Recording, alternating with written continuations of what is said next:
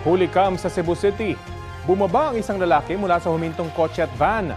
Sa pilitin na lang isinakay sa van ang dalawang lalaking tila may hinihintay sa barangay Banilad. Nagpumiglas ang isa pero pinagsusuntok at naisakay pa rin siya. Tinangay rin ng mga salarin ang sasakyan kung saan nakatambay ang dalawa. Pinakawalan kalaunan ang biktimang nabugbog sa Naga City, Cebu. Hinala ng pulisya hindi kidnap for ransom kundi personal ang motibo sa pagdukot. Itinuturing ng pulisya na person of interest ang lalaking unang isinakay sa van na kasosyo sa negosyo ng isa pang dinukot. Hinihintay pa ng pulisya na magpakita siya sa presinto. Tumanggi naman muna magkomento ang asawa ng dinukot na biktima. Nauwi sa pananaga gamit ang isang espada ang rumble sa paligahon ng basketball sa Maynila. Ayon sa mga otoridad, hindi nagustuhang call ng referee ang ugat ng gulo. Balitang hatid ni Jomera Presto. Sa viral video na pinanood ng barangay, kita ang dalawang lalaking nag-aaway sa Quezon Street sa Tondo, Maynila nitong linggo ng gabi. May hawak na baseball bat ang lalaking nakahubad habang may hawak naman na katana o samurai sword ang isa pa. Biglang natumba ang lalaking nakahubad. Pagkatayo niya, bigla siyang pinagbabato ng ibang residente. Hindi na gaanong nahagip sa video pero tinamaan daw ng katana sa leeg ang 37 anyos na lalaki ayon sa pulisya. Naitakbo sa ospital, habi kailangan daw nasalinan ng 2 dugo pa. Sabi ng barangay, bago ang nangyaring pananaksak, nagkaroon muna ng riot sa championship ng liga ng barangay dito mismo sa covered court na ito. Nagrambulan ang mga manlalaro pati ang mga nanonood sa liga ng basketball. Makikita ang isang lalaking tumatakbo habang may hawak na patalim. Tinamaan sa braso ang lalaking ito na umaawat lang umano sa gulo. Sabi ng barangay, bukod sa kanya, may ilan pang residente ang bahagyang nasugatan sa nangyari at ginawa na nila ng blotter report. Batay sa investigasyon, nag-ugat ang gulo sa hindi nagustuhang call ng referee. Ang involved dun sa laro, mga players, 15 years old pababa. Hindi pa tapos ang third quarter, doon na nagsimula yung away. Pero mayroon kasing manunod ang kamag-anak na nanonood. Parang nakita niya, parang nasaktan, sumugod. Ilang minuto matapos yan, doon na nangyari ang pananaga. Tsuhin daw ng isa sa mga player ang biktimang tinamaan ng katana sa leeg. Sa kabila ng nangyari, plano pa rin ng barangay na ituloy at tapusin ang liga. May mga kinakailangan lang daw baguhin sa latag ng seguridad. Sana maging rin ng kalmado sila, mapagpasensya kasi basketball yan. Hindi naman kasi laban ng parang chess yan, talagang pisikalan po yan, talagang magkakasakitan po talaga sila. Patuloy naman ang pagtugis ng pulisya sa lalaking may hawak ng katana na maharap sa reklamong frustrated homicide. Jomer Presto nagbabalita para sa GMA News. Maraming learnings at realization ang cast ng upcoming Kapuso medical drama na Code Grey sa kanilang ginawang immersion para sa series. Ang veteran actor na si Christopher De Leon at Sparkle Stars na sina Christopher Martin, Faith De Silva, Christian Bautista at John Lucas nagpunta sa isang ospital para gawin ang immersion. Layon niya na maging well-equipped ang cast pagdating sa mga teknikal na aspeto ng isang ospital. Anila naging eye-opener ang kanilang immersion tungkol sa Philippine healthcare system at nagkaroon din sila ng appreciation para sa medical frontliners. Sa emergency pa lang, kumbaga nakita ko na talaga kung ano yung mga bagay na pinagdadaanan ng mga kapwa nating Pilipino, ang ating mga kababayan, and yung struggles talaga ng life, lalo na kung meron kang niraramdam na sakit. Sobrang daming natutunan, sobrang dami kong babaunin ngayon sa pag-uwi ko about sa medical, and malaking bagay siya kasi nga ito yung gagawin natin teleserye.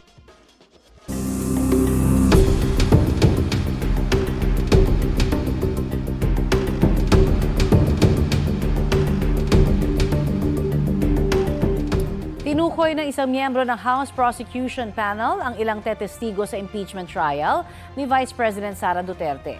Ayon kay Bicol Saro Party List Representative Terry Ridon, para sa ikalawang article of impeachment o ang may kinalaman sa hindi umano maipaliwanag na yaman ng bise, magiging witness ang Office of the Ombudsman, Securities and Exchange Commission, National Bureau of Investigation, pati ang Anti-Money Laundering Council. Pinag-aaralan pa raw nila kung isasama rin dito ang Bureau of Internal Revenue. Patuloy naman daw ang House Prosecution Panel sa paghahanda para sa paglilitis. Ayon kay House Trial spokesperson Representative Rene Co. Inaasahan daw nilang magbibigay ng makabuluhang sagot ang bise kaugnay sa mga alegasyon laban sa kanya. 8 sa 13 senador sa mayorya ang nahaharap sa mga kaso, reklamo o investigasyon. Isa sa kanila si Senador Rodante Marcoleta na pinai-isyuhan ng precautionary hold departure order ng Ombudsman sa Sandigan Bayan dahil sa mga reklamong plunder at indirect bribery laban sa kanya. Ang sagot ni Marcoleta sa balitang hatid ni Sandra Aguinaldo. Dahil sa pagtanggap umano ng 75 milyong piso mula sa 3 donor noong January 2025, sinampa na reklamong plunder at indirect bribery si Senador Rodante Marcoleta sa Office of the Ombudsman. Batay raw ito sa mismong pag-amin niya sa investigasyon noon ng COMELEC. Humiling ang Ombudsman sa Sandigan Bayan na maglabas ng precautionary hold departure order laban kay Marcoleta.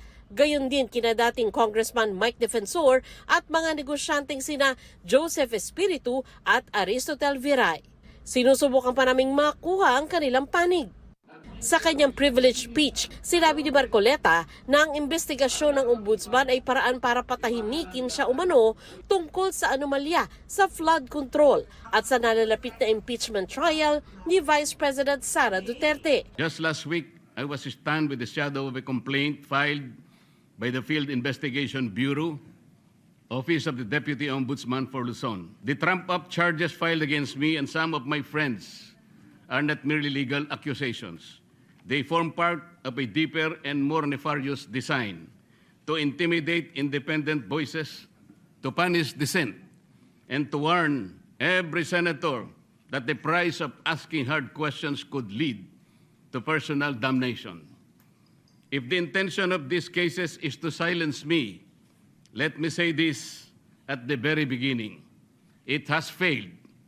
I will not be silenced. Ayon sa Field Investigation Bureau ng Office of the Ombudsman, sa laki ng halagang 75 million pesos, hindi raw ito maituturing na ordinaryong kagandahang loob, kundi korupsyon para makakuha ng pabor mula kay Marcoleta. Batay sa investigasyon, hindi niya umano idineklara ang halaga sa kanyang Statement of Assets, Liabilities and Net Worth para sa taong 2025. Sasagot daw si Marcoleta sa tamang forum. Nagpasaring din siya sa Ombudsman. Somebody said, sometimes you need to bend the law to be able to please the people. Am I right, Mr. Secretary Remulla? Secretary Remulla, then Secretary of Justice, now Ombudsman, said loudly, yes, sir. So pwede na nang baluktutin lahat, kagaya ng pambabaluktot na ginawa nila. Pero sinasabi ko, Madam President, they can imprison me, they can arrest me, but I tell them, they still will not win. Itaga nila yon sa bato. Kasama si Marcoleta, 8 sa 13 majority senators ang naharap ngayon sa mga kaso, reklamo o kaya'y investigasyon. Sina Senador Bato de la Rosa at Bongo, kapwa tinukoy na co-perpetrators sa kaso ni dating Pangulong Rodrigo Duterte sa International Criminal Court. Si Senador Chis Escudero naharap sa preliminary investigation para sa kasong plunder sa Office of the Ombudsman. Inirekomenda naman ng Department of Justice na sampahan ng plunder at graft charges si Senador Jinggoy Estrada. Nire-review naman ng Sandigan Bayan ang rekomendasyon ng DOJ na sampahan ng kasong katiwalian si Senador Joel Villanueva. Iniugnay ang 3 sa issue ng flood control projects. Ang magkapatid na si Senador Mark at Camille Villar kasama naman sa iniimbestigahan ng Department of Justice kaugnay sa umano'y market manipulation, insider trading at iba pa dahil sa ilang negosyo ng kanilang pamilya. Sa gitna ng isyu ngayon sa Senado, binigyang diin ni Senate President Alan Peter Cayetano na solid ang mayorya. Solid din daw ang 11 miyembro ng minorya ayon kay Senador Risa Ontiveros. Status quo pa rin. Alam nyo naman, di ba, para magkaroon ng leadership change, tulad nung nangyari nung 2 weeks ago, kailangan ng majority number of members of the Senate. So, solid pa rin kaming 11 sa minority. sa ngayon wala pa pong naidadagdag, kaya kami sa minority ay nakatutok talaga dun sa, panunumbalik ng pagtingin ng ating mga kababayan sa atin, sa Senado, at pagpapatuloy ng mga trabaho namin. Isa sa maugong na pangalan na gusto raw ng minorya na maging Senate President kung sakali ay si Senador Win Gatchalian. Kung maging Senate President si Senator Sherwin, that would be good for the Senate. Magka-batch kami, napakaseryosong legislator. Isa siya na pinahalagahan talaga yung dignidad at yung reputasyon ng Senado. Sandra Aguinaldo nagbabalita para sa GMA News. Update tayo sa retrieval at clearing operation sa paghunang ginagawang gusali sa Angeles, Pampanga. Kausapin natin si Fire Superintendent Maria Lea Sahili ng BFP Central Luzon. Magandang tanghali po sa inyo. Yes, sir. Magandang tanghali po. Opo. Wala na rin po nakikitang signs of life sa guho kagabi kaya nag-shift na sa retrieval at clearing operations. Pakipaliwanag lang po, ano po yung naging pamantayan para na masabing wala na pong signs of life? Yes, sir. Gabi po, at around 8:27 p.m., nagdeklara na po ang ating responsible officer na termination na po ito ng ating rescue operation. So, ang nangyari po, nagsimula po kasi yung ating tinatawag na assessment para sa pag-check kung meron pa po talaga signs of life. So ano po ba yung signs of life na binabanggit natin? So ito po yung dinedetect ng ating mga life detectors na tinatawag, which is ito ay isang radar kung saan tumatagos siya sa mga pader, bakal, lupa, para makadetect tayo ng heartbeat at saka po breathing ng isang living thing. So ngayon po, yung ating mga life detectors na yan or rescue radar na tinatawag, yung iba't ibang CSSR groups po natin ang nag-conduct ng different time interval and mayroon po silang tinatawag na parallel assessment. So, nagkakaroon sila ng comparison bago sila mag-provide ng conclusion. Okay. So, say for example, si CSSR Pasig, siya muna yung nag-scan ngayon. Kung halimbawa, wala siyang detection nakuha, another set of detection from Olongapo City, CSSR, wala na rin siyang na-detect gamit yung kanyang instrument. Same goes with Bulacan. Nag-detect din sila after, kumbaga may series of detection, and hindi po tayo natapos doon. Opo. Pinapuntahan din po natin ng ating mga canine dogs, mga sniffing dogs natin to determine talaga kung meron pa silang nakikita na signs of living. Wala rin po. So multiple And then, yes po. multiple equipment po yun yung ginamit. Kailan po huling nagkaroon ng na-detect na may signs of life doon sa guho mismo? Ito po around 3 p.m. meron pa po kasi tayong nakikita. That is why may pa rin po tayong kinakandak na ongoing rescue operation ng mga bandang 5 to 7 p.m. Kasi nga po, tinignan po nila yung nakita nilang signs of life. Kasi even po kasi yung tinatawag natin ng mga, say for example, may daga po dyan na naipit, na medyo humihinga pa. Pagdating po sa radar, ma-detect din po kasi iyon. So, living organisms din po sila. So, para to sure po na hindi siya tao or hindi siya insect or animals pa yan, kailangan pong i-verify pa rin. Okay. Pero sa standard po ng mga responder, kino-consider pa rin namin lahat ng signs of life ay individuals. Kumbaga po para wala tayong pagsisisihan, para ganun pa rin tayo, rescue pa rin ating magiging operation. Hindi po tayo pwedeng mag-jump into conclusion na, daga lang yan, pusa lang yan, aso lang yan, something like that. But we always treat those signs of living as individuals para po mag-conduct tayo ng rescue. So in short talaga... Opo, Unfortunately, yun nga, dahil ginawa na natin lahat ng levels of verification, talagang nagpare-parehas na sila ng findings. Kasi nung una, nagsisimultaneous sila. Okay. So kapag nagtatraverse tayo or pa-horizontal, even yung nasa kabila, nadedetect kasi ng radar yung nasa kabilang side. Okay. So to make sure na hindi yung tao sa kabilang side yung nadedetect nila, banda, so pinastop natin at individual silang nag-scan. So yun nga Sige. po, until such time na wala na talaga tayong ma-detect. Para masiguro pong walang cross-detection. Nandyan po ba yung mga kamag-anak ng mga nawawala? Ngayong umaga po, may mga ilan pong dumating na coming from Nueva Ecija and Bicol region na nag-verify kung ba yung family member nila. Yung iba naman po, kahapon, nandito at ina-assist siya ng mga taga-MSWDO. And yung iba po na-evacuate naman po sa Balibago Evacuation Center.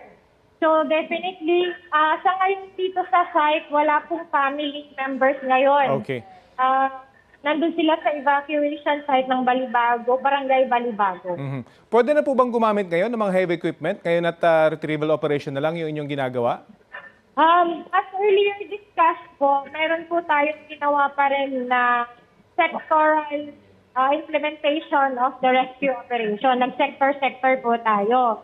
At bawat sector po may naka-assign po na gagamitin or tasking ng mga equipment para po sa pag-free up nitong ating kalsada dito sa Tudor Street. Okay. So, yung Sector 1, ang in-charge po dito ay ang mga BFP and Bulacan Rescue CSSR. Ang dito po naman sa Sector 2, ang ating Local Civil Engineers Office and DPWH naman po sa Sector 3, which is ang gagamitin nila yung mga heavy equipment. Opo. So bakit talagang po ganun yung magiging sistema? Kasi hindi po kasi tayo pwedeng gumamit kagad ng backbone, ng mga heavy equipment dahil magkakadikit pa po itong ating mga scaffolding. Opo. So anything na mayroong movement dyan, baka po maapektuhan din yung other sectors. Okay. And yun nga po, sabi nga natin, as much as we protect the lives of the victims, we would like also dun sa pag-retrieve natin na intact pa yung body ng ating So mga talagang victims. Kaya, nagtutulungan po para maayos na ma-retrieve yung kanilang katawan at walang mapahamak dun sa mga rescuers. Very quickly po, ilan pa po yung nawawala sa ngayon? we have 16 on count po, sir, and malalaman natin mamaya kapag nagkaroon tayo ng total count ng retrieval kung talagang magmamatch yun doon sa reported missing. Okay. Pwede po siyang bumaba, pwede pa rin po siyang tumaas. Sige po. Maraming salamat po sa oras na ibinahagi nyo sa Balitang Hali.